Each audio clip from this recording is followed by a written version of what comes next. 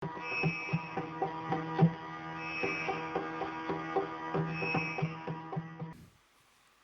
కృష్ణ. ఈరోజు ఉదయం మనం ఈశోపనిషత్ 11వ మంత్రం చర్చించడం ప్రారంభించాం. కొంతవరకు మనం చర్చించడం జరిగింది, మిగిలినది ఇప్పుడు కొనసాగిద్దాం. తెలుగు పుస్తకంలో 67వ పుట, 2వ ఖండిక. అవిద్యా మార్గం లేక ఇంద్రియ తృప్తి కోసం ఉపయోగించే భౌతిక జ్ఞానం జనన మరణ చక్రంలో పడవేసే మార్గం. జీవుని అస్తిత్వం ఆధ్యాత్మికమైంది కావడం వల్ల అతనికి చావు కానీ పుట్టుక కానీ లేవు. ఈ చావు పుట్టుకలు జీవాత్మకు బాహ్య ఆచ్ఛాదనమైన దేహానికి మాత్రమే చెందుతాయి.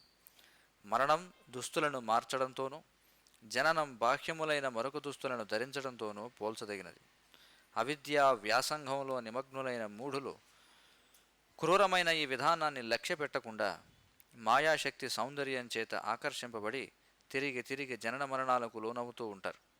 ప్రకృతి శాసనాల నుండి వారు ఎలాంటి పాఠాలను నేర్చుకోరు.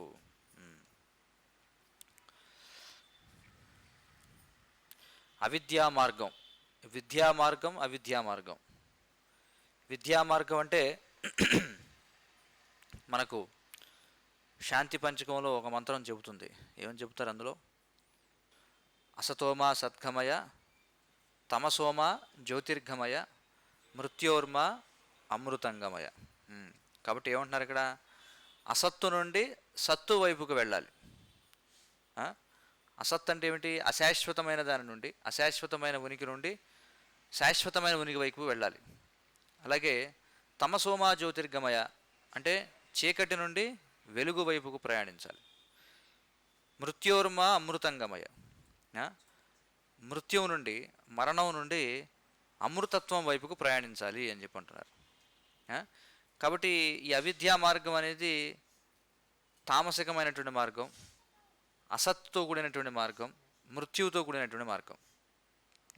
విశేషం ఏమిటంటే, ఒక క్రైస్తవ ప్రచారకుడు క్రైస్తవ మతాన్ని బోధిస్తూ ఈ శ్లోకం ప్రస్తావిస్తున్నాడు. చూడండి, అంటే ఈ రోజుల్లో కూడా మనం చూస్తే ప్రస్తుతం ఉన్నటువంటి బాణీ ఏమిటంటే, క్రైస్తవ మతం కావచ్చు, మహమ్మదీయ మతాలు కావచ్చు, ఎవరైతే ఎక్కువ ఉపనిషత్తుల నుండి, ఎక్కువ భగవద్గీత నుండి, ఎక్కువ రామాయణ మహాభారతాల నుంచి ఎవరైతే ప్రస్తావించగలుగుతున్నారో వారికి క్రైస్తవ మహమ్మదీయ సమాజంలో చాలా గొప్ప గిరాకీ ఉందన్నమాట. చూడండి, ఇప్పుడు ఒక అంతర్యుద్ధం ప్రారంభమైంది. ఏమిటి అంటే, పూర్వం నుండి క్రైస్తవంలో మహమ్మదీయంలో ఉంటూ కేవలం క్రైస్తవ మత గ్రంథాలు, మహమ్మదీయ మత గ్రంథాలు మాత్రమే చెప్తూ ప్రచారం చేసే వాళ్ళకి ఇప్పుడు వీళ్ళు పోటీదారులుగా తయారయ్యారు. ఎందుకంటే వీళ్ళు చెప్పేవాడికి ఎక్కువ మంది ఆకర్షితులు అవుతున్నారు. ఎందుకనంటే వీళ్ళని పండితులుగా పరిగణిస్తున్నారు అనమాట. ఎందుకనంటే వీళ్ళకి ఉపనిషత్తులు, భగవద్గీత, రామాయణం ఇవన్నీ కూడా తెలిసి ఉండడం. చూడండి ఎంత వైరుధ్యం ఇది. కాబట్టి ఏమిటంటే, జీవుని అస్తిత్వం ఆధ్యాత్మికమైనది కావడం వల్ల జీవి యొక్క అసలు అస్తిత్వం ఏమిటి? అతనికి చావు కానీ పుట్టుక కానీ లేవు. మరణం అంటే ఇక్కడ చెప్పారు. మనకేమిటి భగవద్గీతలో దీనికి సంబంధించిన శ్లోకాలు ఏమిటి చెప్పగలరా? ఈ ఖండికలో చెప్పిన వాటికి శ్లోకాలు ఏమిటి? వస్త్రం గురించి మాట్లాడారు ఇక్కడ. వాసాంసి జీర్ణాని యదా విహాయ నవాని గృహ్ణాని పరోపరాణి. కాబట్టి ఆ శ్లోకంలో ఏం చెప్పబడుతుంది? వాసాంసి జీర్ణాని యదా విహాయ. వాసాంసి జీర్ణాని అంటే ఏమిటి? ఏవైతే నశించినటువంటి వస్త్రాలను, జీర్ణాన్ని, ఎప్పుడైతే జీర్ణమైపోతాయో వస్త్రాలు, వాటిని ఏ విధంగా మార్చి మళ్ళీ కొత్త వస్త్రాలు స్వీకరిస్తాం? నవాని గృహ్ణాతి పరోపరాణి. చూడండి, నరోపరాణి. తదా విహాయ జీర్ణాన్ని అన్యాని సంయాతి నవాని దేహి అని చెప్పన్నారు.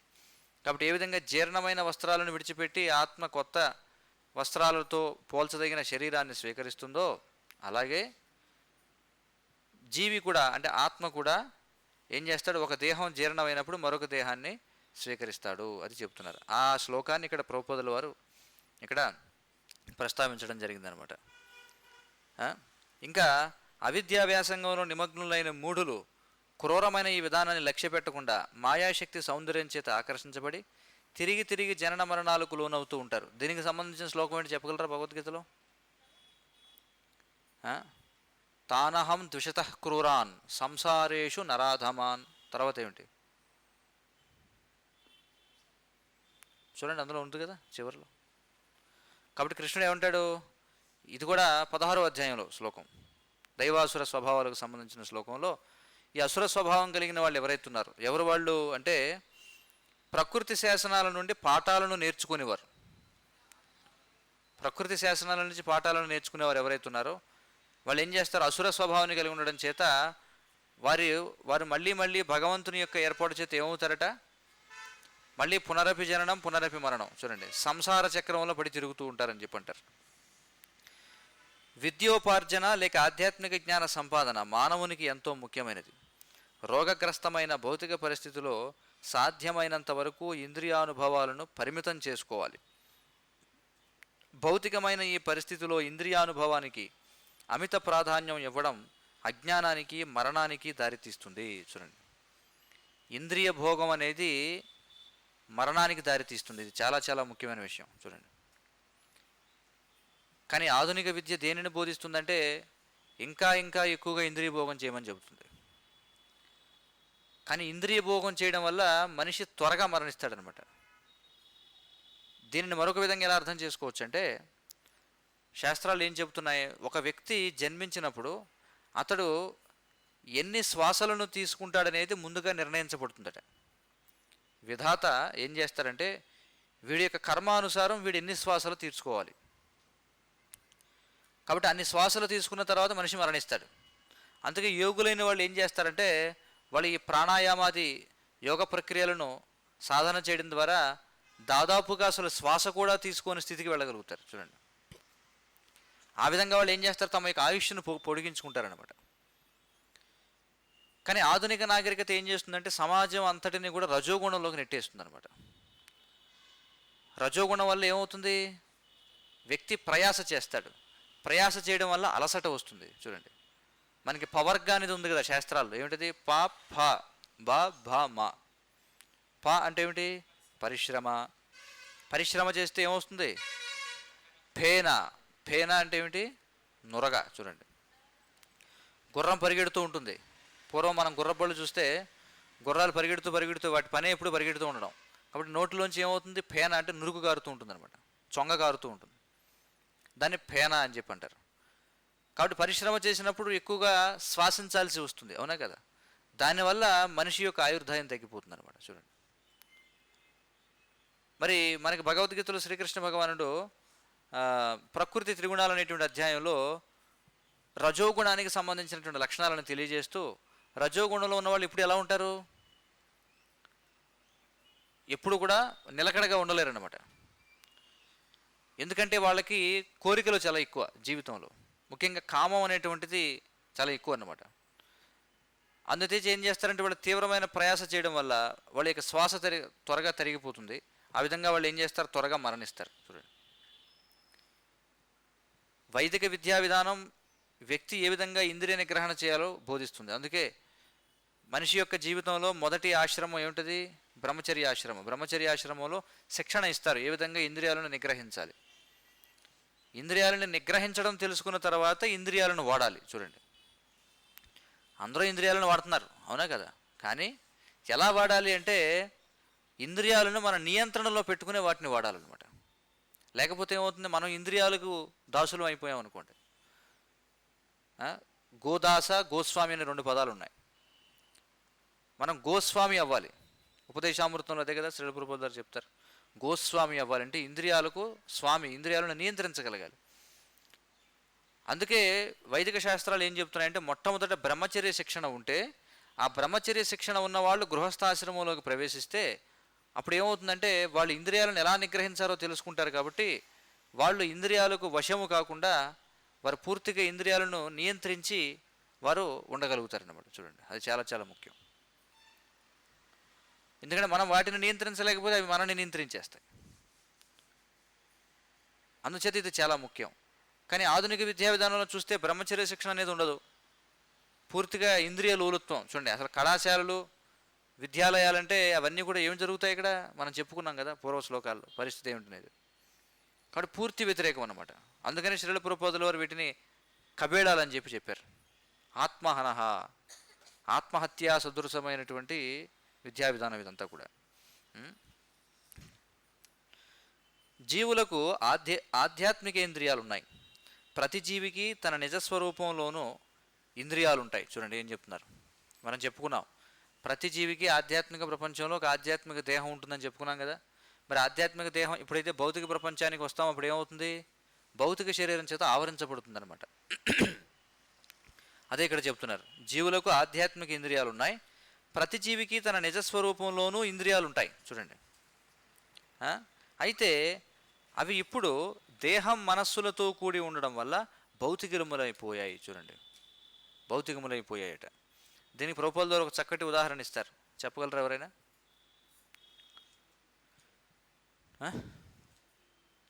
వర్షం కాదు, ఈ ఆధ్యాత్మిక దేహం గురించి ప్రభుపాదుల వారు ఒక ఉదాహరణ ఇస్తారు.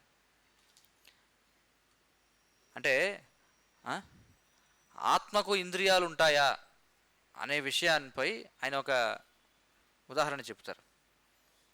ఎలా అంటే, ఇప్పుడు మనం వేసుకున్నటువంటి చొక్కాకి చేతులు ఉన్నాయా?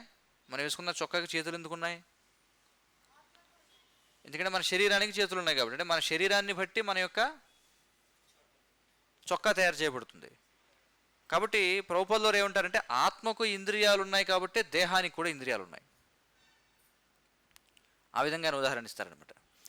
భౌతికేంద్రియ కార్యకలాపములన్నీ ఆధ్యాత్మిక కార్యకలాపముల వికృత ప్రతిబింబాలు. చూడండి, పెర్వర్టెడ్ రిఫ్లెక్షన్స్ అని చెప్పి అంటారు. వికృత ప్రతిబింబాలు. రోగగ్రస్తమైన స్థితిలో జీవాత్మ భౌతిక ఆచ్ఛాదనంతో భౌతికమైన వ్యాపారాలలోనే నిమగ్నమై ఉంటుంది. భౌతికత్వం అనే వ్యాధి తొలగినప్పుడే నిజమైన ఇంద్రియానుభవం సాధ్యమవుతుంది. చూడండి, కాబట్టి ఈ దేహచేతనం నుంచి బయటపడితేనే నిజమైన ఇంద్రియానుభవం సాధ్యమవుతుందట. అంటే మనం చెప్పుకున్నాం శ్లోకం ఏమిటి భగవద్గీత నుండి, ఇంద్రియాని పరన్యాహు ఇంద్రియేభ్యో పరం మనః మనసస్తు పరాబుద్ధి యో బుద్ధే పరతస్తు సహా అని చెప్పారు. జడ పదార్థం కంటే ఇంద్రియాలు మేలైనవి, ఇంద్రియాల కంటే మనసు ఉన్నతమైనది, మనసు కంటే బుద్ధి ఉన్నతమైనది, బుద్ధి కంటే ఆత్మ ప్రశస్తరమైనటువంటిది అని చెప్పన్నారు. అందుచేత మనం ఆత్మస్థాయికి రావాలంటే ఇంద్రియాల స్థాయి నుండి మనం దాటాలన్నమాట, అతీతం కావాలి వాటికి. అది ఎలా సాధ్యం అవుతుందంటే, ఆ ఇంద్రియాలను భగవంతుని సేవలో వినియోగిస్తేనే, లేకపోతే సాధ్యం కాదు. అన్ని భౌతిక కాలుష్యాల నుండి ముక్తి సాధించడం వల్లనే నిజమైన ఆధ్యాత్మిక రూపంతో నిర్మలమైన ఇంద్రియానుభూతిని పొందడం సాధ్యమవుతుంది. అయుక్తమైన లేక విపరీతమైన ఇంద్రియానుభవమే మానవ జీవిత లక్ష్యం కాకూడదు. మానవుడు తన భౌతిక వ్యాధిని కుదుర్చుకోవడానికి త్వరపడాలి. చూడండి, ఇక్కడ ప్రభుపాదుల ద్వారా చక్కటి ఉదాహరణ ఇస్తారు. చూడండి, భౌతిక వ్యాధి పెరుగుదల జ్ఞానానికి చిహ్నం కాదు, అది అవిద్యకు లేదా అజ్ఞానానికి చిహ్నం. మంచి ఆరోగ్యం కావాలంటే జ్వరాన్ని 105 డిగ్రీల నుండి 107 డిగ్రీలకు పెంచకుండా సహజమైన 98.6 డిగ్రీలకు తగ్గించాలి. మానవ జీవిత లక్ష్యం అదే. ఆధునిక భౌతిక నాగరికత అణుశక్తి రూపంలో 107 డిగ్రీలకు భౌతిక స్థితి ఉష్ణ పరిమాణాన్ని పెంచుకుంటూ పోతుంది. అది అలా ఉండగా మూఢులైన రాజకీయవేత్తలు ఏ క్షణంలోనైనా ప్రపంచం ధ్వంసం కావచ్చునని చెబుతున్నారు. తిరిగి ఇంద్రియ తృప్తిని అనుభవించాలనుకుంటే ముందుగా తాను కోల్పోయిన ఆరోగ్యాన్ని తిరిగి పొందాల్సి ఉంటుంది. జీవితపు ముఖ్య విధానమైన ఆధ్యాత్మిక జ్ఞానాభ్యాసాన్ని విడిచిపెట్టి భౌతిక జ్ఞానాభివృద్ధి కోసం చేస్తున్న కృషికి ఫలితం ఇది. చూడండి, మరణానికి దారితీసే హానికరమైన ఈ మార్గాన్ని అనుసరించరాదని శ్రీ ఈశోపనిషత్తు హెచ్చరిస్తుంది. క్రూరమైన మృత్యువాత పడకుండా పూర్తిగా ముక్తులం కావడానికి మనం ఆధ్యాత్మిక జ్ఞానాన్ని పెంచుకోవాలి. చూడండి ఏం చెప్తున్నారు అంటే, ఈ భౌతిక రోగం భవరోగం అనేది ఏదైతుందో, అంటే ఇంద్రియ భోగం చేయాలనేటువంటి కోరిక ఏదైతుందో దానిని జ్వరంతో పోల్చారనమాట. చూడండి, అంటే జ్వరంతో పోల్చారు అంటే ఉష్ణోగ్రత అనేది ఉండాలనిగా చెప్తున్నారు. ఇక్కడ ఉష్ణోగ్రత ఉండకూడదని చెప్తున్నారా, ఉండాలని చెప్తున్నారా? అంటే ఇంద్రియ భోగం అనేది ఉండాలా ఉండకూడదు? అసలు ఉండాలా ఉండకూడదా? శరీరం అనేది ఉంది కాబట్టి ఇంద్రియ భోగం అనేది ఉండాలి. కానీ అది ఎలా ఉండాలట ఇక్కడ చెప్తున్నారు, 98.6 డిగ్రీలకు తగ్గించాలి. అంటే శరీరం స్వీకరించాం కదా, మరి శరీరాన్ని పోషించాలా లేదా? శరీరాన్ని పోషించాలంటే శరీరం అంటే ఇంద్రియాల సమూహం, మరి శరీరానికి ఎంతో కొంత ఆహారాన్ని ఇవ్వాలి కదా. అందుకే శాస్త్రాలు ఏం చెప్పారు, ఆహారం అనేది తీసుకోవాలి. కానీ ఎలా తీసుకోమన్నారు, యుక్తాహార విహారస్య. చూడండి, యుక్తముగా ఆహారాన్ని స్వీకరించాలి. ఎందుకంటే నాలుక అనేది ఉంది కాబట్టి నాలుక ఎప్పుడు ఏం కోరుకుంటుంది, భిన్నమైనటువంటి రుచులను ఆస్వాదించాలని కోరుకుంటుంది. కాబట్టి దాన్ని ఎలా నియంత్రించాలి అంటే కేవలం ప్రసాదం మాత్రమే తినడానికి కట్టుబడడం ద్వారా మనం ఏమవుతాం, నాలుకను నియంత్రించిన వాళ్ళు అవుతాం. అది కూడా మళ్ళీ మన ఉపదేశామృతం చర్చించినప్పుడు చూడవచ్చు. అది కూడా ఎలా స్వీకరించాలి ఆహారం అంటే నియమితముగా నిర్దిష్టమైన సమయానికి స్వీకరించాలి.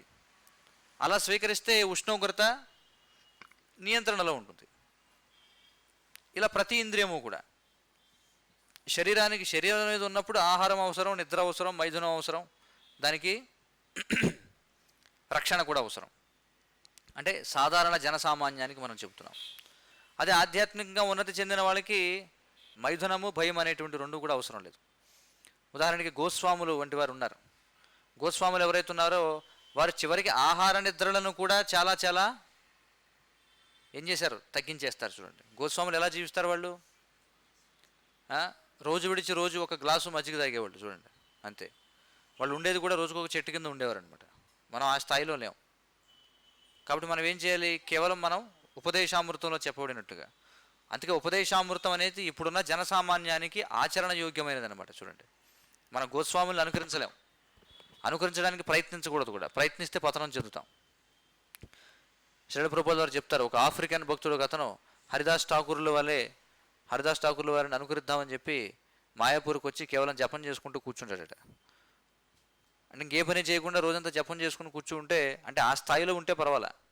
ఎవరు అకించన కృష్ణదాస్ బాబాజీ లాగా, ఎవరు భక్తి సిద్ధాంత సరస్వతి రాకుల వారి శిష్యుడు అకించన కృష్ణ బాబాజీ అని ఉండేవారు. ఆయనకి భక్తి సిద్ధాంత సరస్వతి స్వయంగా నువ్వు జపం చేసుకోమని చెప్పారు. ఎందుకంటే ఆయన నిజంగా ఆ స్థాయిలో ఉన్నారనమాట. ఆయన అలా కూర్చొని చేసుకోగలరు. కానీ మిగతా వారు అది చేయలేరు. కాబట్టి నిర్దిష్టంగా కనీసం 16 మాలలు జపం చేయమని, మిగతా సమయాన్ని సేవలలో పాల్గొమని చెప్పడం జరిగింది. కాబట్టి ఇక్కడ విషయం ఏంటంటే మన శరీరాన్ని స్వీకరించాం కాబట్టి ఖచ్చితంగా ఇంద్రియ భోగం అనేది ఇవ్వాలి. అందుకే మనకు శ్రీల ప్రభుపాదుల వారు ఇచ్చిన ఆచరణ యోగ్యమైన విధానం ఏమిటంటే, మనకు ఉపవాసాలు ఉన్నాయి, ఉత్సవాలు ఉన్నాయి. చూడండి, రెండు ఉండాలి శరీరానికి. ఉపవాసము ఉండాలి, ప్రసాద విందు కూడా స్వీకరించాలి. అందుకే ప్రభుపాదుల వారు చెప్తారు ఏమిటంటే, సాధారణంగా భక్తియుత జీవనంలో ఇంద్రియాలు అనేవి నియంత్రించబడతాయి. కానీ ఇంద్రియాలు అనేవి ఉన్నాయంటే వాటికి కొంచెం భోగం అనేది ఇవ్వాలి. కాబట్టి అప్పుడప్పుడు ఉత్సవాలకు ఏం చేస్తారు, కొంచెం విలాసవంతమైనటువంటి ఆహారాన్ని ఇవ్వాలి అని చెప్పి ప్రభుపాదుల వారు చెప్తారు. అందుకే ఇక్కడ ఏమంటారంటే అసలు ఉష్ణోగ్రత ఉండకూడదని చెప్పట్లా. ఇక్కడ కూడా ఉష్ణోగ్రతని ఒక మోతాదులో ఉంచాలని చెప్పి అంటున్నారు. అందుకే జనసామాన్యం సాధారణంగా మనం చూస్తే అందరికీ కూడా సన్యాసం స్వీకరించడం అనేది వీలు కాదు. కాబట్టి ఎక్కువ శాతం మంది సహజంగానే గృహస్థులు అనేవాళ్ళు ఉంటారు. కాబట్టి మరి గృహస్థ జీవనం అంటే మళ్ళీ స్త్రీ సాంగత్యం అనేది ఉంటుంది. కాబట్టి ఇక ఈ మైథున భోగం అనేటువంటి దాన్ని సంతానోత్పత్తి వరకు మాత్రమే దాన్ని పరిమితం చేశారు. మరి అది కూడా ఇంద్రియ భోగమే కదా, ఇంద్రియాలు కోరుకుంటాయి దాన్ని కూడా. ఆ విధంగా కేవలం కృష్ణ సంబంధంగానే ప్రతి పని చేయడం ద్వారా, అంటే కృష్ణ సంబంధంగా ఆహారాన్ని స్వీకరించడం. అంటే దేనికోసం ఆహారాన్ని స్వీకరించాలి, భగవత్ సేవ చేయడానికి మనకు శక్తి కావాలి. కాబట్టి ఆహారాన్ని స్వీకరించాలి. మరి రోజంతా కూడా భగవత్ సేవ చేసిన తర్వాత మళ్ళీ మరొక రోజు భగవత్ సేవ కొనసాగించాలంటే శరీరానికి విశ్రాంతి కావాలి. ఎందుకంటే భౌతిక శరీరం కదా. కాబట్టి దానికోసం విశ్రమించాలి. అప్పుడు అది కూడా భగవంతుని కోసం విశ్రమించినట్టు అవుతుంది. కానీ భగవంతుని కోసం విశ్రమించేవాడు రోజుకి 10 గంటలు 12 గంటలు విశ్రమించడం. భగవంతుని కోసం విశ్రమించడం అంటే రోజుకి 6 గంటలు విశ్రమిస్తే సరిపోతుంది. చూడండి, ఆరోగ్యవంతమైనటువంటి మనిషికి రోజుకి 6 గంటల నిద్ర సరిపోతుంది. అంతకు మించి నిద్ర ఎక్కువ స్వీకరిస్తున్నామంటే వాడు భోగి అయినా ఉండొచ్చు, లేదా రోగి అయినా ఉండొచ్చు. చూడండి, ఎందుకంటే 3 తరగతుల వ్యక్తులు ఉంటారు, భోగి, యోగి, రోగి అని చెప్పి. చూడండి, భోగి అంటే ఏం చేస్తాడు, భోగి రోగి ఇద్దరు కూడా ఎక్కువగా పడుకోవడం జరుగుతుంది. రోగికి ఒక్కసారి నిద్ర కూడా ఉండకపోవచ్చు. కానీ యోగి అనేవాడు యుక్తముగా చేస్తాడు ప్రతి పని కూడా. కాబట్టి ఈ ఆహార నిద్ర భయమిథునాలు అనేటువంటి వాటిని మనం తిరస్కరించలేం. ఒకవేళ ఎవరన్నా ఆ విధంగా తిరస్కరించారంటే వాళ్ళు ఇంప్రాక్టికల్ పర్సన్స్ అనమాట. చూడండి, కాబట్టి ఏం చేయాలి, వాటిని ఆహార నిద్ర భయమైథునాలను యుక్తముగా మనం శరీరానికి ఇవ్వాలి. చూడండి, అది ఇక్కడ చెప్పిన విషయం. అందుకే ప్రభుపాదుల వారు ఏమంటున్నారంటే 98.6 డిగ్రీలకు తగ్గించాలని చెప్పి అంటున్నారు. ఉమ్. మరణానికి దారితీసే హానికరమైన ఈ మార్గాన్ని అనుసరించరాదని శ్రీ ఈశోపనిషత్తు హెచ్చరిస్తుంది. ఏది మరణానికి దారితీసే మార్గం? ఇంద్రియ భోగ మార్గం, అవిద్యా మార్గం. దీనిని బట్టి దేహపోషణకు కావలసిన అన్ని వ్యాపారాలను నిలిపివేయాలని అర్థం చేసుకోకూడదు. ఇప్పుడే చెప్పుకున్నాం మనం. ఏమంటున్నారు ఇక్కడ? దేహపోషణకు కావలసిన అన్ని వ్యాపారాలను నిలిపివేయాలని అర్థం చేసుకోకూడదు. ఒక జ్వరం నుండి కోలుకోవడానికి ప్రయత్నిస్తున్నప్పుడు పూర్తిగా ఉష్ణ పరిమాణాన్ని తగ్గించే ప్రశ్నే లేనట్లు ఈ వ్యాపారాలను పూర్తిగా ఆపివేసే ప్రశ్నే లేదు. చూడండి, ఉన్నంతలో ఎక్కువ ప్రయోజనాన్ని సాధించాలి అనే గ్రహించాలి. ఆధ్యాత్మిక జ్ఞానాధ్యయనానికి మనోదేహాల సహాయం అవసరమే. అందుచేత మనం లక్ష్యాన్ని చేరాలంటే మనోదేహ పోషణ అవసరం అవుతుంది. దేహంలో 98.6 డిగ్రీల సాధారణ ఉష్ణ పరిమాణాన్ని ఎప్పుడూ కొనసాగిస్తూ ఉండాలి. భారతదేశంలోని గొప్ప మునులు, యతులు ఆధ్యాత్మిక భౌతిక జ్ఞానాల మధ్య సామరస్యం ద్వారా దీనిని కొనసాగించడానికి ప్రయత్నించారు. మానవుని జ్ఞానాన్ని అనుచితమైన ఇంద్రియ తృప్తికి వారు ఎప్పుడూ దుర్వినియోగం చేసి ఉండలేదు. చూడండి, ఇప్పటివరకు మనం చర్చించిందంతా ఇక్కడ చెప్పారు శ్రీల ప్రభుపాదుల వారు. సరైన మోతాదులో దాన్ని కొనసాగించాలి. ఆ విధంగా భారతదేశంలో గొప్ప మహర్షులు, ఎత్తులందరూ కూడా ఏం చేశారట? భౌతిక ఆధ్యాత్మిక జ్ఞానాల మధ్య సామరస్యం ద్వారా, చూడండి, వారు, ఎందుకంటే మరి శరీరాన్ని స్వీకరించాం కదా, శరీరాన్ని స్వీకరించినప్పుడు దానికి అవసరమైన ఇవ్వాల్సిందే, లేకపోతే శరీరం అనేది నడవదు. శరీరం లేకపోతే ఏమవుతుంది? శరీరమాధ్యం కలు ధర్మ సాధనం అని చెప్పన్నారు. శరీరం అనేటువంటిది ఒక ధర్మ సాధనం. జీవికి శరీరం అనేది ఉండి తీరాలి ఏదన్నా ఒక కర్మ చేయాలంటే. మరి మనం ఏదో మొత్తానికి దౌర్భాగ్యవశాత్తో లేదా అదృష్టవశాత్తో ఏదో ఒక విధంగా శరీరాన్ని పొందాం. కాబట్టి శరీరం అనేది ఉన్నంత వరకు దానిని జాగ్రత్తగా చూసుకోవాలి. అయితే దేనికోసం అంటే ఇంద్రియ భోగం కోసం కాదు, భగవత్ సేవ కోసం. మానవ జన్మ అనే అవకాశం ఎందుకు ఇవ్వబడిందో దానిని పూర్తి చేసుకోవడం కోసం, అది గుర్తుంచుకోవాలి. ఇంద్రియ తృప్తి వాంఛ చేత వ్యాధిగ్రస్తులైన మానవ వ్యాపారాలను వేదాలు మోక్ష సిద్ధాంతాల ద్వారా నియమబద్ధం గావించాయి. చూడండి, ఇంద్రియ తృప్తి వాంఛ చేత వ్యాధిగ్రస్తులైన మానవ వ్యాపారాలను. మానవ వ్యాపారాలు అంటే ఇక్కడ ఏమిటి అర్థం? మానవ వ్యాపారాలు అంటే మానవ కార్యకలాపాలను వేదాలు ఏం చేస్తున్నాయట? మోక్ష సిద్ధాంతాల ద్వారా నియమబద్ధం గావించాయి. ఈ విధానం ధర్మాన్ని, ఆర్థిక అభివృద్ధిని, ఇంద్రియ పరితృప్తిని, మోక్షాన్ని అనగా ధర్మార్థ కామ మోక్షాలు నాలుగింటిని సమానంగా ఉపయోగించుకుంటుంది. చూడండి, అందుకే వైదిక జీవన విధానంలో చతుర్విధ పురుషార్థాలు అని చెప్పి అంటారు. ఏమిటా చతుర్విధ పురుషార్థాలు? ధర్మ, అర్థ, కామ, మోక్షాలు అన్నమాట. కానీ నేటి కాలంలో మానవులు ధర్మం పట్ల, ముక్తి పట్ల ఆసక్తిని చూపడం లేదు. వారికి ఇంద్రియ తృప్తి ఒక్కటే జీవిత లక్ష్యంగా ఉంది. దానిని పొందడానికి వారు ఆర్థికాభివృద్ధికి ప్రణాళికలు వేస్తూ ఉంటారు.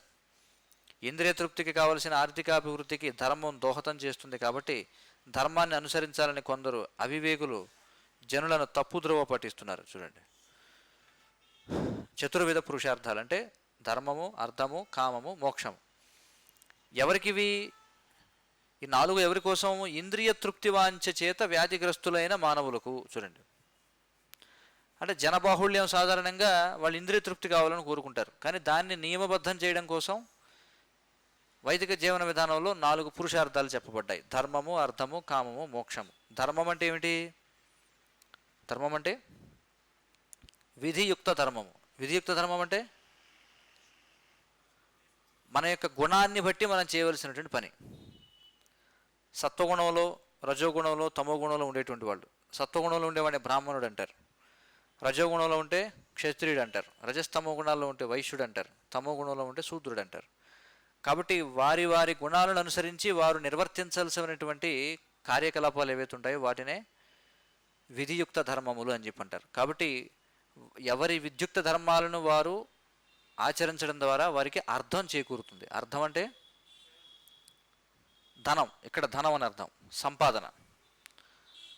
కాబట్టి ధర్మబద్ధమైనటువంటి సంపాదన అంటే ధర్మాన్ని ఆచరించడం ద్వారా వచ్చినటువంటి అర్థం. కాబట్టి ఆ అర్థం అనేది ఉండడం ద్వారా వ్యక్తి ఇంద్రియ తృప్తిని పొందుతాడు. అంటే తన యొక్క కోరికలు ఏవైతే ఉన్నాయో వాటిని తీర్చుకుంటాడు. ఇక అంతిమంగా ఆ విధంగా విసుగు చెంది ఎప్పుడైతే అతడికి ఓహో ఈ ఇంద్రియాలు సంతృప్తి చెందేవి కావు అని అర్థం చేసుకుంటాడో అప్పుడు ఏం చేస్తాడు? ముక్తి వైపుగా ప్రయాణిస్తాడు. ఇది అసలైనటువంటి జీవన విధానం. కానీ ఇప్పుడు జనులు ఏం చేస్తున్నారు? తలా తోక రెండు తీసేశారు. అంటే ధర్మం వద్దు, మాకు మోక్షం వద్దు, అర్థం కావాలి, కామం కావాలి. చూడండి, ఇది మాత్రమే. ఇంకా ఇంకొక విషయం చెప్తున్నారు. ఇప్పటి సమాజంలో ఎవరైతే ధర్మం గురించి మాట్లాడుతున్నారో వాళ్ళు కూడా ధర్మం గురించి ఎందుకు మాట్లాడుతున్నారట అంటే అర్థానికి సహాయపడుతుంది కాబట్టి ధర్మం చేయమని చెప్తారట. చూడండి, ఇప్పుడు టీవీ పెట్టారనుకో ఏమొస్తుంది? భక్తి ఛానల్ అని, ఆ ఛానల్ అని, ఈ ఛానల్ అని పెడతారు. అందులో ఉదయం లేచిన దగ్గర నుంచి ఆ వ్రతం చేయండి, ఇది చేయండి, అది చేయండి, ఇది చేయండి అంటారు. దేనికోసం అవన్నీ? స్పష్టంగా చెబుతారు. ఏమిటి?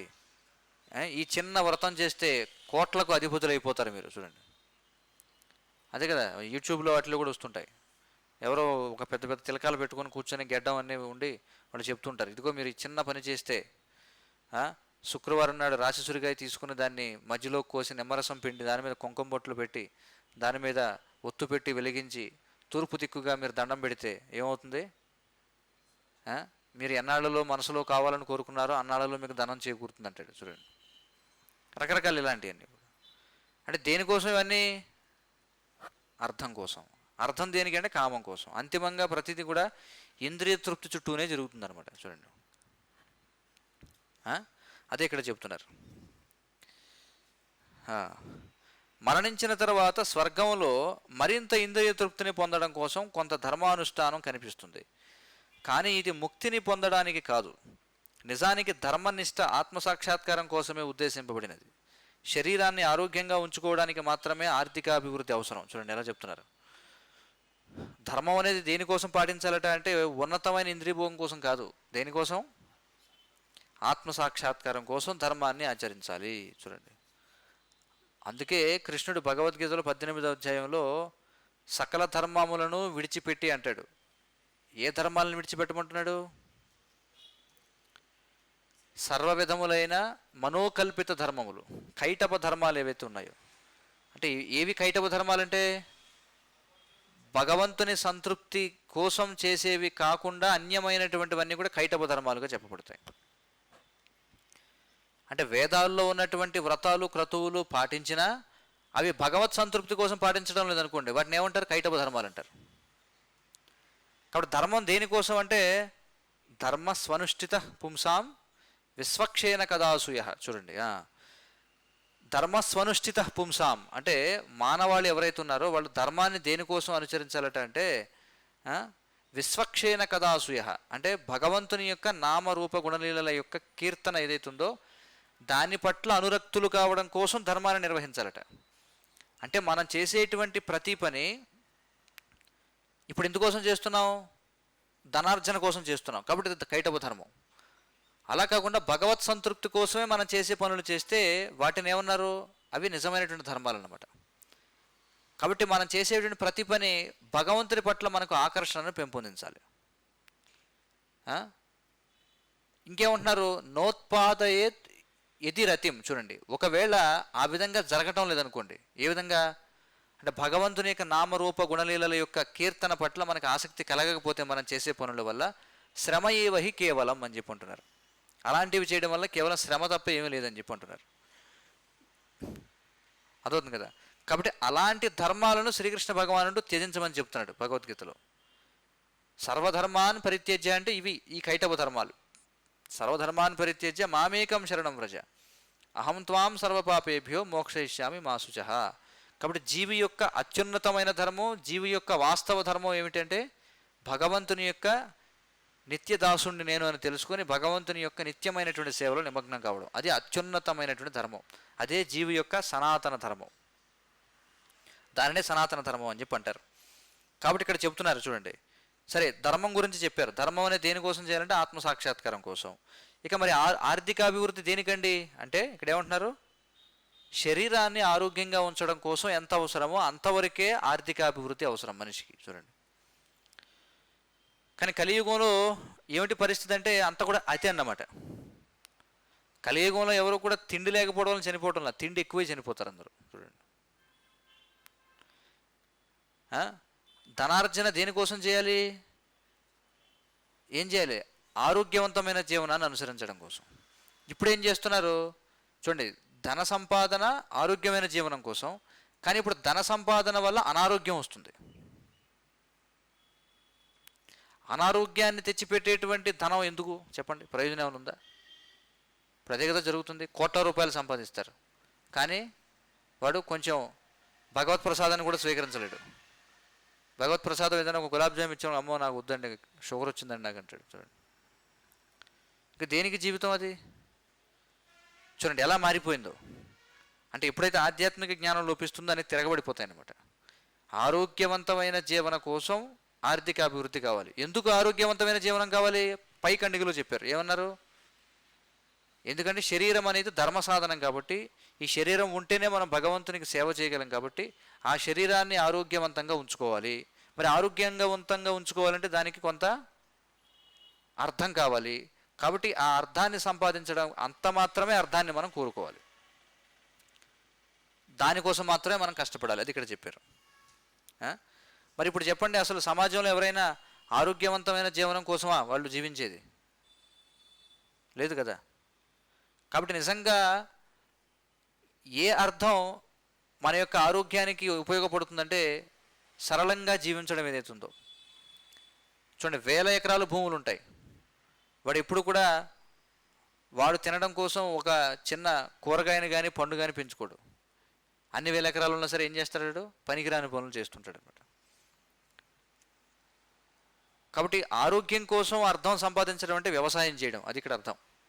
అంటే మన యొక్క ఆహారం కోసం ప్రతి జీవి ఆహారాన్ని స్వీకరించాలి కాబట్టి ఆ ఆహారం కోసం ఏదైతే మనం స్వీకరిస్తామో వాటిని మనం పండించుకోవాలి. అది ఆర్థిక అభివృద్ధి అంటే. మరి ఈ ఆర్థిక అభివృద్ధి కోసం మనం అనవసరంగా 20 సంవత్సరాల పాటు ఈ కబేళాల్లో పడి చావక్కర్లేదు. దానికోసం దేశ విదేశాలు వెళ్ళక్కర్లా. పొట్టకూటి కోసం ఎవడన్నా అమెరికా వెళ్తాడా? లేదు కదా.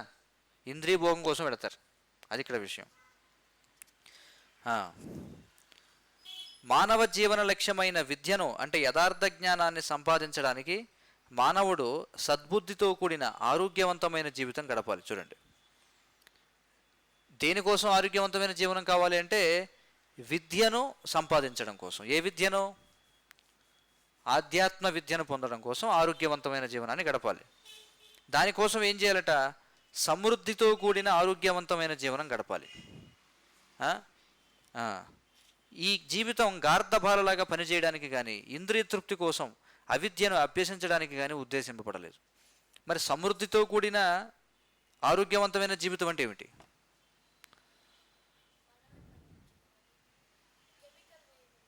మనమే మన ఆహారాన్ని పండించుకోవాలి, సమృద్ధిగా ఆవు పాలను స్వీకరించాలి.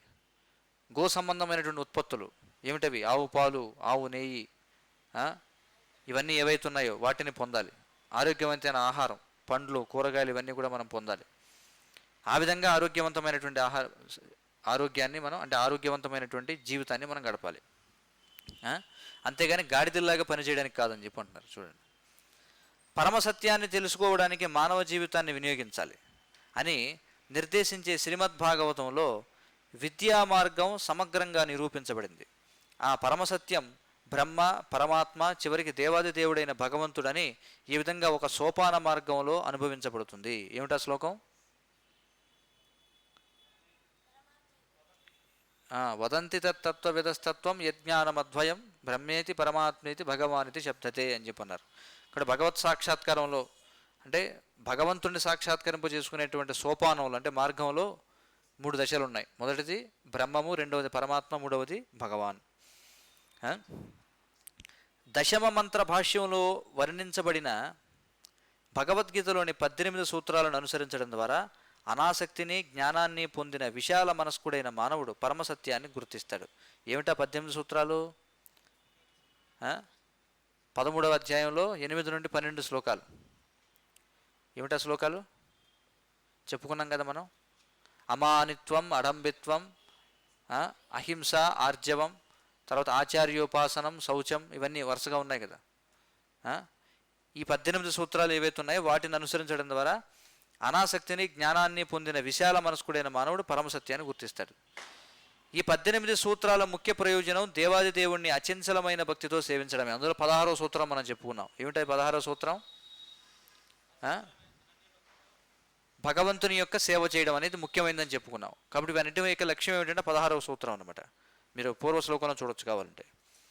అందుచేతనే అన్ని వర్గాల ప్రజలు దేవాది దేవుడికి భక్తియుత సేవ చేయడమును అభ్యసించాలని మేము ప్రోత్సహిస్తున్నాం. అందుకోసమే ప్రభువులు ఏం చేశారు? ఈ అంతర్జాతీయ కృష్ణ చైతన్య సంఘాన్ని స్థాపించడం జరిగింది. విద్యా లక్ష్యానికి ఖచ్చితమైన మార్గం మేము ఆంగ్ల భాషలో ది నెక్టర్ ఆఫ్ డివోషన్ అని ప్రచురించిన శ్రీల రూప గోస్వామి చేత రచించబడిన భక్తిరసామృత సింధులో వర్ణించబడింది. చూడండి, భక్తిరసామృత సింధు. మరొక శ్లోకానికి కూడా ఆయన ఇచ్చిన భాష్యంలో అంతిమంలో ప్రభువులు చెప్తారు ఏమని? భగవత్ సేవ చేయాలి, కానీ ఏ విధంగా భగవత్ సేవ చేయాలనేది ఎక్కడ తెలుస్తుందని చెప్తారు ఆయన భక్తిరసామృత సింధువులో. ఏ శ్లోకానికి ఇచ్చిన భాష్యం గుర్తుందా ఎవరికైనా? పూర్వ శ్లోకం గుర్తుందా కనీసం? ఇలా ఒక శ్లోక భాష్యంలో ప్రభువుల వారు భక్తిరసామృతం అనే గ్రంథంలో ఏ విధంగా భక్తితో సేవ చేయాలి, ఇది మొదటి శ్లోకమే. చూడండి, మొదటి శ్లోకమే కదా.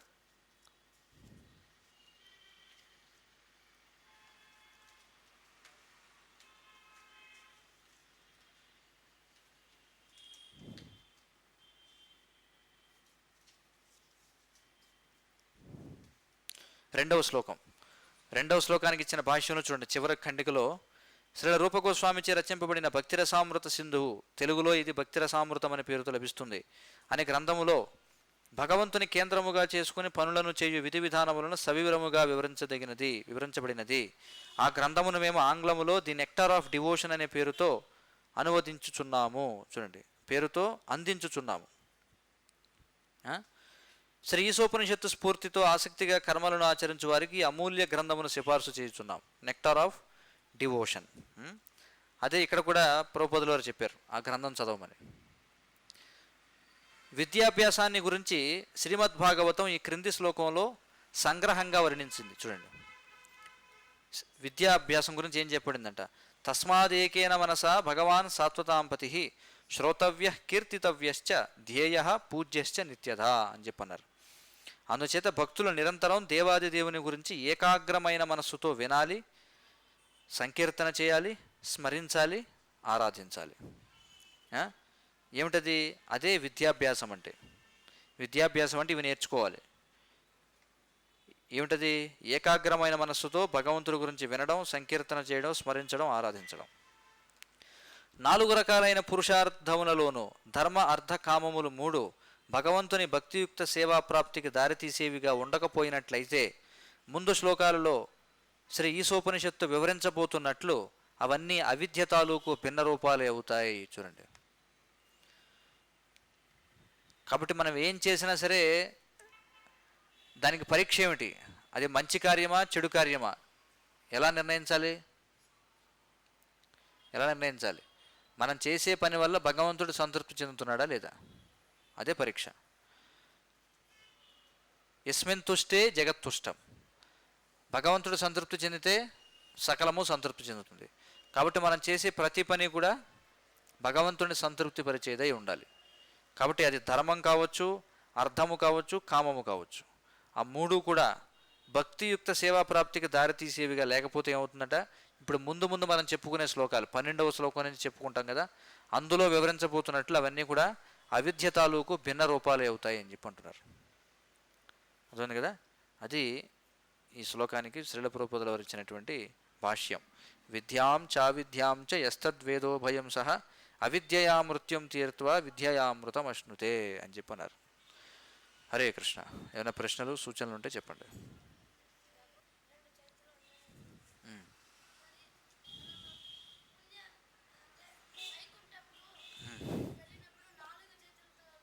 అవును, అవును. అందుకే గోలోకధామం ఏదైతుందో అదే పరమోన్నతమైనటువంటిదని చెప్తాం. కాబట్టి జీవుడు భగవంతునికి ప్రతిరూపంగా చేయబడ్డాడని చెప్తాం కదా.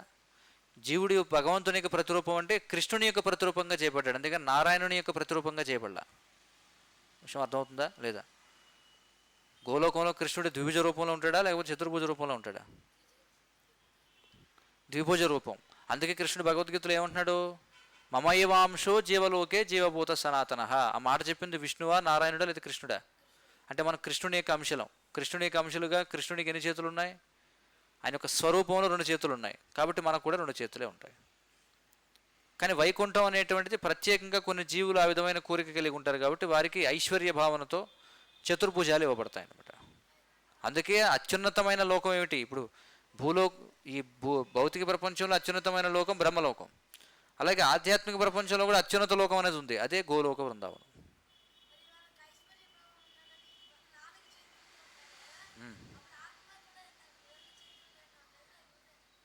అవసరం లేదు. ఆత్మకు ఉండేది ద్విభుజ రూపమే, కానీ వాళ్ళు ఆ విధమైనటువంటి రూపాన్ని స్వీకరిస్తారు భగవత్ సేవ కోసం, వాళ్ళు కోరుకున్నారు కాబట్టి. ఇప్పుడు ఎలాగది అంటే, భౌతిక ప్రపంచంలో మనం వచ్చినప్పుడు సహజ రూపం ఏంటంటే మనం చెప్తాం, మానవ జన్మ అనేటువంటిది, మానవ జన్మలో మనం చేసినటువంటి పనులు బట్టి మనం పైకి వెళతామా కిందకి వెళతామా అని నిర్ణయించబడుతుంది. పాపాత్ములుగా ఉన్నాం అనుకో, అప్పుడు ఏమవుతుంది? అసలు చేతులు లేని శరీరాలు పొందాల్సి వస్తుంది. భాగవతంలో మొదటి స్కందం 13వ అధ్యాయంలో నారదుముని యుధిష్ఠిరునికి చెప్తాడు, అంటే చేతులు లేనివి చేతులు కలిగిన వారికి ఆహారము, నడవలేనివి నడిచే వాటికి ఆహారము అని చెప్తాడు. ఇప్పుడు వస్తుంది 2-3 శ్లోకాల్లో. కాబట్టి ఆ విధంగా పాపాత్ములంగా ఉన్నట్లయితే అసలు చేతులు కాళ్ళు లేనటువంటి రూపాలు పొందాల్సి వస్తుంది, పాముల్లాగా వీటిలాగా. ఇంకా పాపం చేస్తే కదలలేనటువంటి శరీరాలు, అంటే మొక్కలు చెట్లు, ఈ విధంగా మనం శరీరాలు పొందాలన్నమాట. అలాగే ఆధ్యాత్మిక ప్రపంచంలో కూడా అత్యున్నతమైనటువంటిది ఏమిటంటే ద్విభుజ శ్యామసుందర రూపం. అందుకే మనం కృష్ణుని యొక్క అంశలము అని చెప్తాం. హరే కృష్ణ. ఇంకేమైనా ప్రశ్నలు ఉన్నాయి? ఇప్పుడే కదా అదే చెప్తున్నాను కదా ఇప్పుడు. అందుకే అవన్నీ ఏమిటి? శిక్ష అంటే ఏమిటి? అసహజమైన వాతావరణంలో ఉండడం. అది అసహజమైన వాతావరణమే ఆత్మకు. అది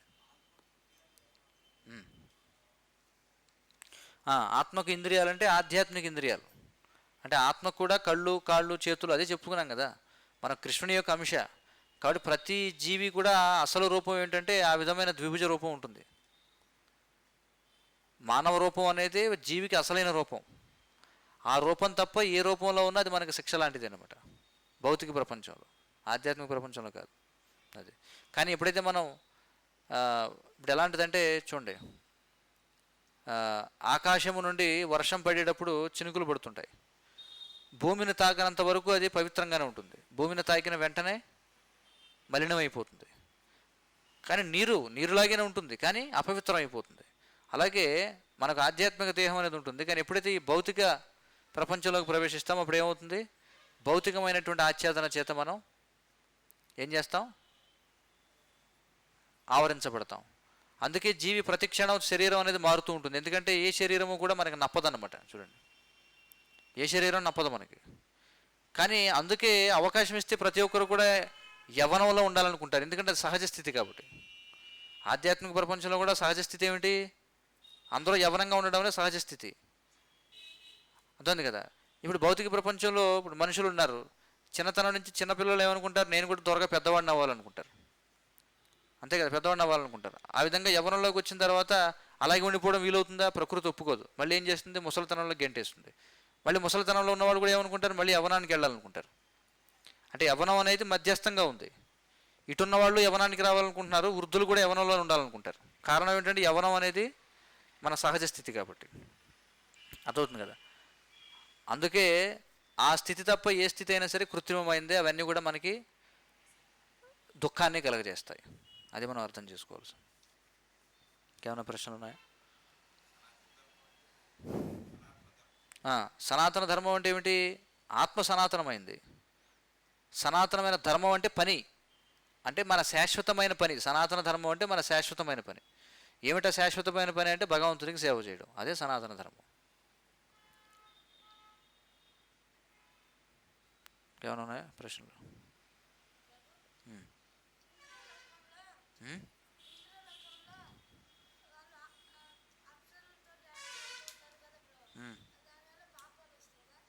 పాపం కాదు, అది అనుభవించడానికి అక్కడికి వెళ్ళాడు. భౌతిక ప్రపంచంలో ఉండడమే పాపం, మళ్ళీ ప్రత్యేకంగా పాపం ఏముంది ఇంకా? అప్సరసలతో నృత్యం చేస్తే పాపం వస్తుందా అంటే, వాడు కష్టపడి పుణ్యం చేసి అక్కడి దాకా వెళ్ళాడు. కొన్నాళ్ళు నృత్యం చేస్తాడు, మళ్ళీ తర్వాత మళ్ళీ పడిపోతాడు మళ్ళీ కిందకి. అర్థమైందా? శ్రీసోపనిషత్కి జై. జగద్గురు శ్రీల ప్రభుపాదికి జై. వాంఛా కల్పతరుభ్యశ్చ కృపా సింధుభ్యేవ చ పతితానాం పావనేభ్యో వైష్ణవేభ్యో నమో నమః. संसार दावानन्दनिरलोका ज्ञानाय कारुण्य घनाघनत्यम् सकलनगुणार्णवस्य वन्दे गुरश्रीचरणारविन्दम्.